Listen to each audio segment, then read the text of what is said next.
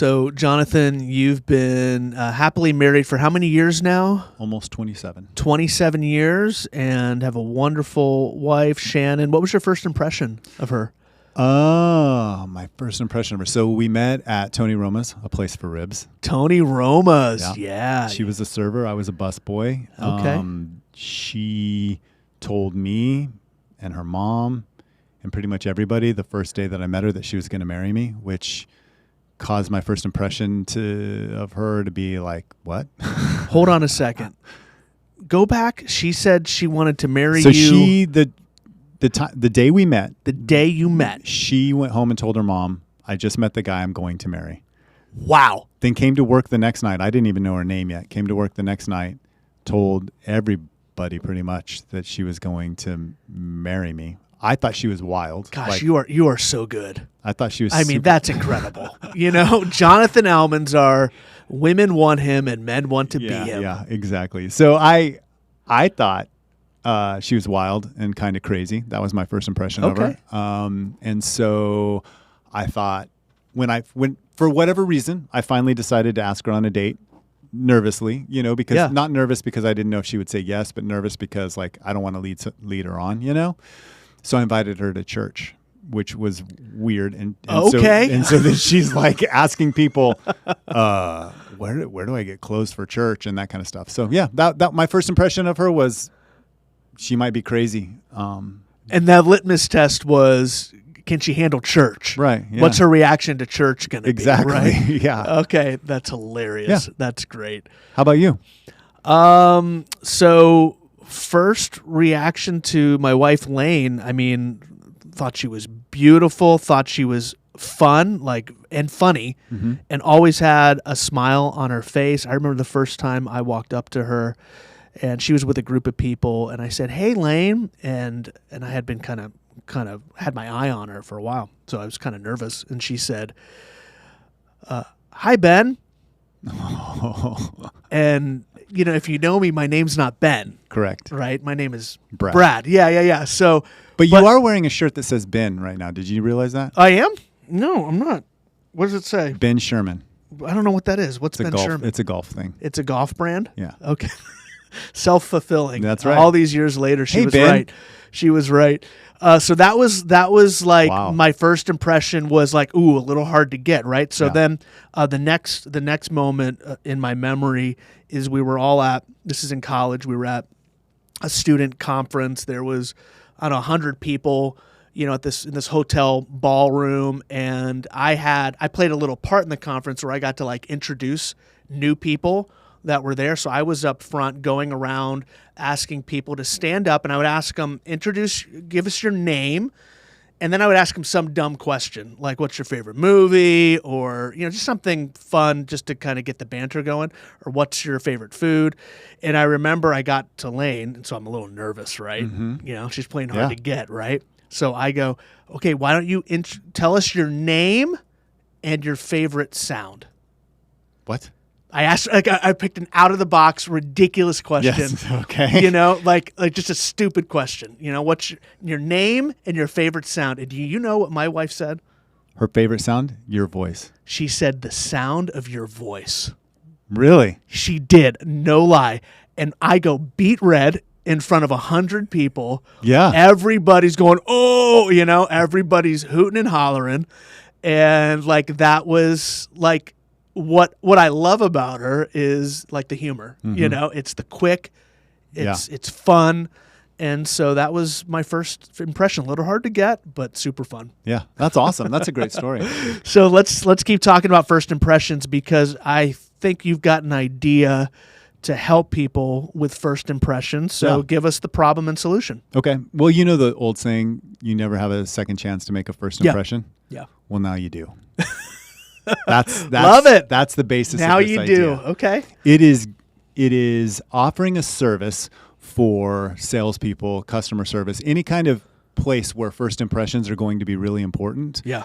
It's offering them a service where we can get an honest and accurate reading of their first impression, and not any type of bias inside of this at all. So that because the problem with offering a service where people are going to get a first impression if I was giving a first impression of you and I knew I was going to be rating you on a first impression, I'm going into that with some preconceived ideas, notions. I'm looking for certain things. Oh, this bothered me. Ooh, this he should have changed. Correct. It's so I'm not, reading into it. Yeah, there's too many factors at play. But this service creates an environment where people don't know they're going to be rating somebody on a first impression. They're in an environment with people that don't know they're getting rated on a first impression. Oh. And so it's just an actual reading or measure of how well people come off with their first impression. And you could set it up for all kinds of different like you could say different scenarios. Well, yeah, and different people groups too. Yeah. Like how's my first impression with women? How's my first impression with men over 50? How's my first impression with people who speak English as a second language? All of these different scenarios you could create. And so that's the idea. So I have so many questions about how this works. Have you really thought this through? Yeah. How it works? Okay, great. So my gut reaction is a positive one, because I think if you can pull this off, like this is brilliant. Yeah. You know, I mean, I think companies would be sending employees through this process at scale, because of all the customer service industries, where if you could just get data as an employer on how your company team members are coming off to others, to have that data would be priceless. Right. Especially in certain industries. Yes. So I really like it. I just got a bunch of questions about how it works. Can we just go into like the nuts and bolts a little bit? Yeah. Yeah. So I'm not surprised to hear that the people rating don't know what they're rating, or what they don't have a context for that. I'm a little surprised to hear that there's a way to do this for the subject to not have a category for what's happening. So like, take us through, how does this actually work? Okay.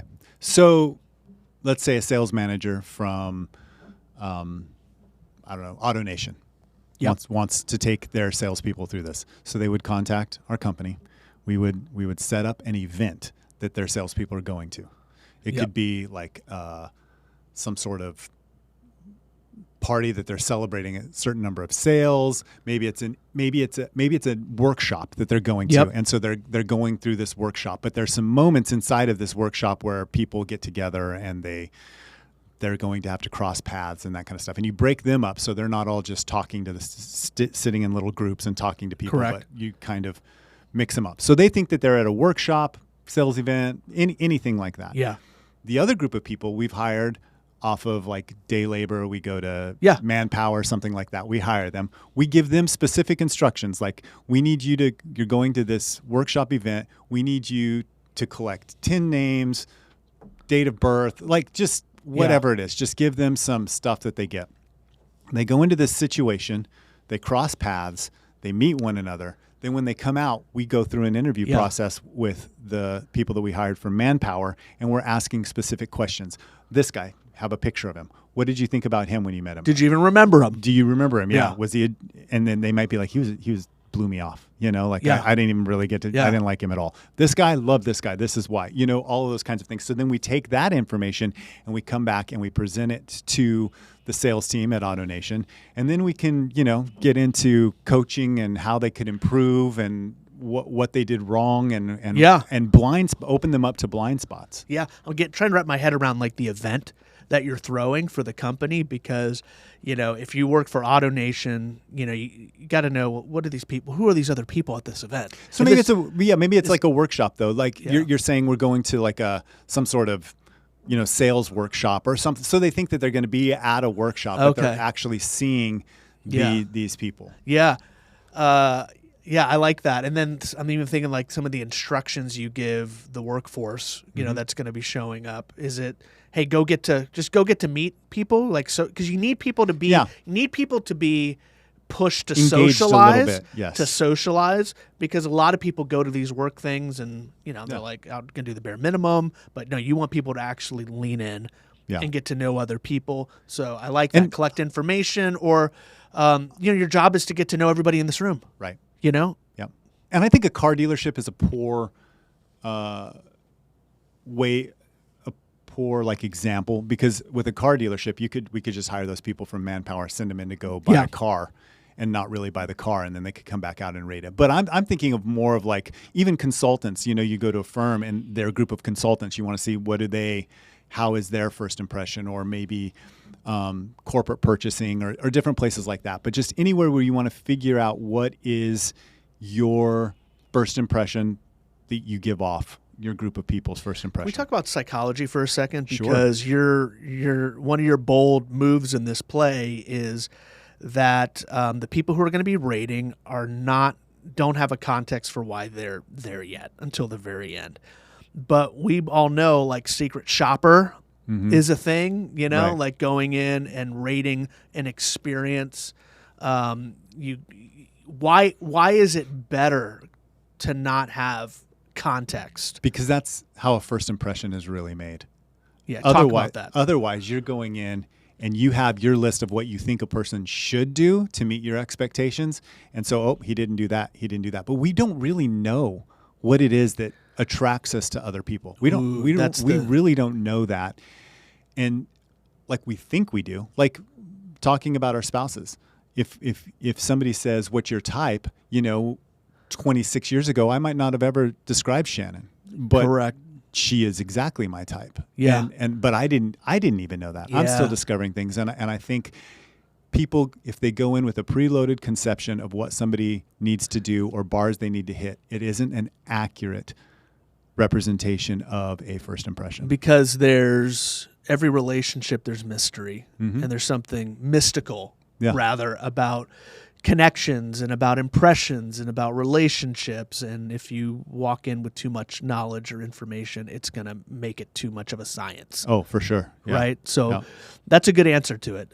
So I gave you kind of my gut reaction. I asked a couple nuts and bolts question. When we take this through the idea exploder, after we do gut reaction, we like to talk about buts. And so what are some of the areas of friction you see with this idea working or taking off? I think coming up with the scenarios that we place people in would be really important. Like that would take some time to think through. Correct. But I think if you get those nailed down, like what is it going to be? It could even be you're putting them in an escape room with other people from other areas. Yeah. Like putting all these different people. So AutoNation says we're going to have a field day, but we want to mix it up. We don't want you guys working in one team. We're putting you in with a bunch of other people and you're doing an escape room. Like it could be any kind of situation where people have to interact. Yeah.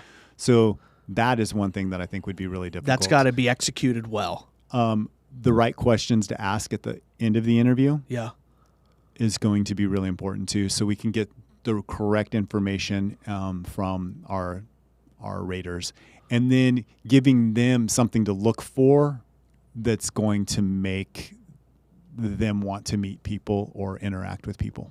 Yeah. My only question, it's not even but it's a question of, does anything like this exist right now? I know professional development coaches work with companies on hospitality, on customer service, first impressions.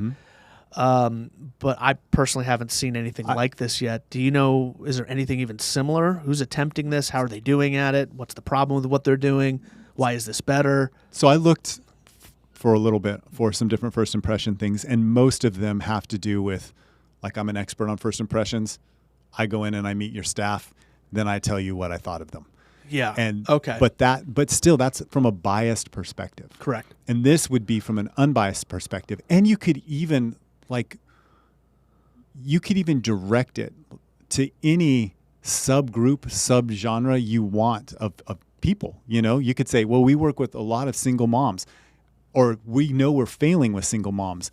Is it because of first impressions? And we could create that environment to put them in a place with them. That's good. I think this could be a TV show. Oh yeah. Too. Oh yeah. I didn't even think about that. Like I know, like the kind of the social experiment shows are starting to happen. Yeah. Nathan For You. Yeah. Have you seen that one? Oh yeah. Right. So it's it's creating these scenarios, and it involves coaching people in scenarios. I mean, this would be a very entertaining show where you would, put video cameras and mics on the the workers, who are showing up, the workforce, and getting people's kind of gut reactions to their impressions. I think that's entertaining. Yeah. Even like an undercover boss, almost. Yeah, it's like Undercover Boss. Yeah. So this is a good idea. You could do that with it if this works. I didn't even think of that, but I do like that idea. That it's just a kind of reality show that people would watch. Yeah. Especially if you're putting them in really good scenarios. Yeah. Yeah, you're right.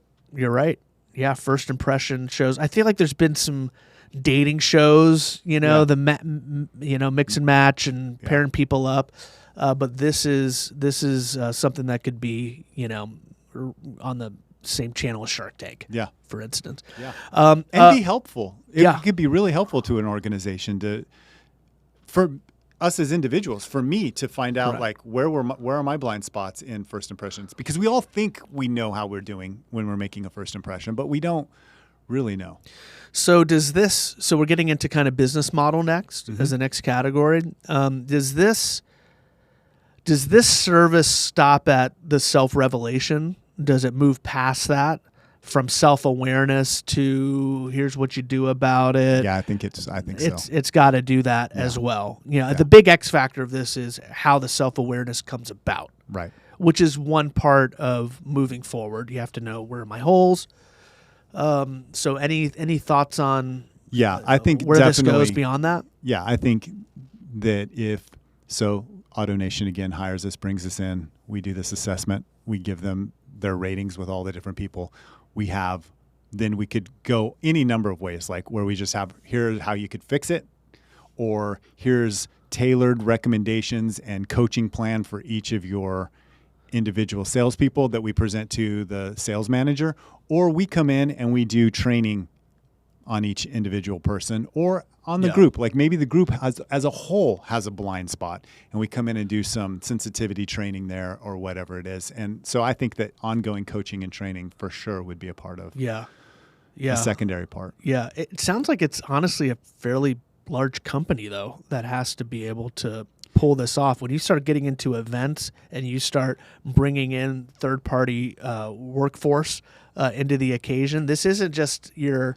standard professional development coach who's going to be pulling this off. This is a company. I think it's not a practice. This is a business. I think it's a business, yes, but I think it could be a business that a coach or a consultant and an event coordinator, the two of them combined, could put something on and create a business synergy. You kind of need that.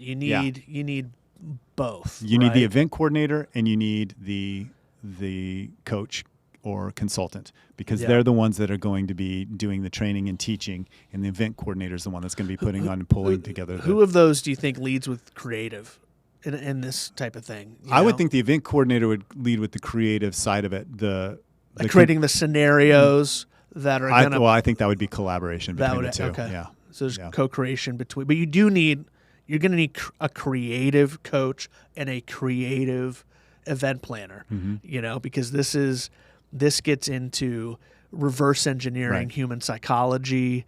I mean, it's and if you wanted to keep it simple, you could even every single job besides those two could be temp people. Even your interviewer, your exit interviewer that's asking the questions could be a temp person. And maybe even in asking those questions, there's like they're giving maybe you interview both groups. Yeah. You interview the AutoNation guys on the exit too, and there's another level of, okay, this is my first impression as an interviewer with those AutoNation people. Like it could be. So you run Chicken Cone. So this is actually customer service is a big part of what makes the experience work. So you're actually a good test for this, right? So I mean, let's talk about business model for a second and prices. Like what is Chicken Cone paying for this?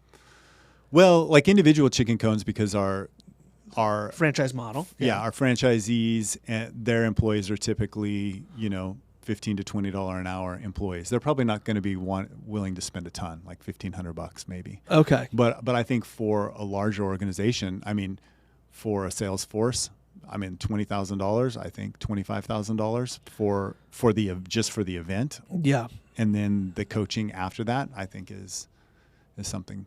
Yeah. Yeah, that makes sense. Doable. Great. Any other Names? Yeah. Oh yeah, names. Let's talk about names. What do you got? Hit me. This was difficult for me to come up with a name for. Like, I love the tagline. You never get a second chance to make a first impression. Well, now you do. Yeah. Just met. Just Met's a dating. That's a dating site. That's Charm. a dating service. Charms dating. I know. That's my problem. Love. I can't think of anything that isn't some sort of dating aspect. Yeah. I mean, I feel like dating. That's a dating site. That's a good name for a dating site. Likeable. Yeah. That's a really good name. Because there's a difference between like and love. Yeah. Right? Yeah. And like taking that and running with it. Yeah. We should think on that. Likeable. I feel like impression needs to be in there. First impression. Something's got to be in the name that speaks to impression. Or just impress. Yeah. Impress. Or I wonder if this is more of a service that a professional development company, like a product that a professional development company that does other things like trainings and workshops and executive coaching, they offer this particular product. Right. Whereas the brand maybe is more aligned. First impressions, something like is that. More, or the brand is just more aligned with the company. So that's good. Have we exhausted all the categories at this point? Yeah. I think so. It's just a rating scale. Okay, go ahead. Give me a rating scale. What do you got? Between showing up completely trashed to your brand new girlfriend's parents' house. Yeah. Okay. To meet them for the first time. Yeah. But accidentally trashed, I'm going to say. Like, accidentally trashed. Yeah. And the difference in your mind is why this matters? Just because I think it would be even more embarrassing than like if you went out and got drunk. Because if you're going to get just totally trashed, high, whatever, before you meet your parents, your future possible in-laws, then you're the kind of person that's not really going to bother you as much. Correct. But if like you thought you were getting allergies and so you wanted to stop your runny nose, so you took a bunch of allergy pills, but they were something else, and now you're all dope. Or or it was like what's or you just had one too many at the bar. Beforehand. Okay, so that accidentally trashed, slurring, really embarrassing. Correct. Walk up to meet them. Or Jonathan, wait, stop. Has that happened to you? Never. Okay, Never. Continue. All right, on the other side. Or your future possible father-in-law is drowning in the ocean. You jump in, you save them, bring him back to earth. Back to the beach. You pump his chest out. You don't have to give him mouth to mouth because you brought one of those little things that you just stick on there. You pump him and you save his life. And that's when you're like, Mr. My name Kavanaugh? is Jonathan Almanzar. And I have started dating your daughter. Ooh, that's good. That's a good one. Wow. All right, where does this one rate for me? I feel like this idea is not the guy responsible for the saving, but maybe he's the sidekick that kind of saw what was happening and kind of joined in on it. Right. And maybe he doesn't give the mouth to mouth.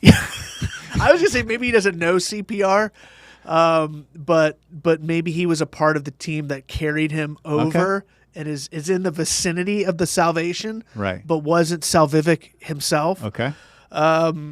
Because I think not the hero of the story. He's not the hero of the story because I think this service, this is brilliant. This service is coming alongside other services that a company is doing.